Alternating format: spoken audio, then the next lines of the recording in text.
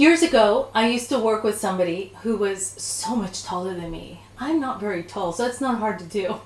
And he would try and cut me down to size almost every chance he got. It was no matter where I was in the world, he would make sure to drop in right before I'm going to speak to the board of directors or to the leaders and say how much I don't matter, that I bring zero value, that the CEO should want to work with him and not me. And it just went on and on and on to try and belittle me. And, for a while it worked until I felt like an imposter because I was here teaching people how to deal with conflict and how to deal with tough situations and narcissists and insecure people that try to belittle you. And then it was happening to me and I was just taking it.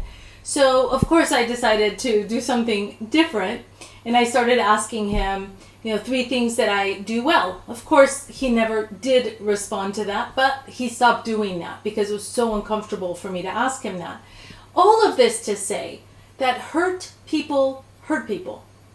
So if they don't have anything but pain and distrust and fear and insecurity to give you, how do you expect them to treat you with respect and trust? It's hard, right? If there's none in their cup, how do they pour into your cup? The reason why I'm talking to you about this is because we have to remember that when people behave in a way that isn't their best self and they hurt you, it's because they've been hurt. It's because they're in fear, they're in insecurity, they're in scarcity mindset. They're not in an abundance mindset. I also recently had a situation where I was betrayed by somebody that I trusted. And it was, in order for her to make more money, she did something that was really not okay, right? It ruined her personal brand.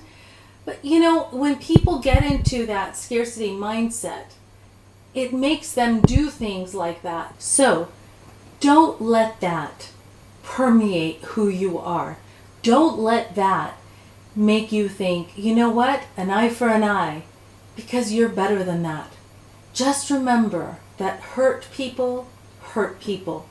And so feel bad for them, have grace for them, and hopefully they can get the help that they need. Have an incredible rest of the week and be around people who make you better all the time.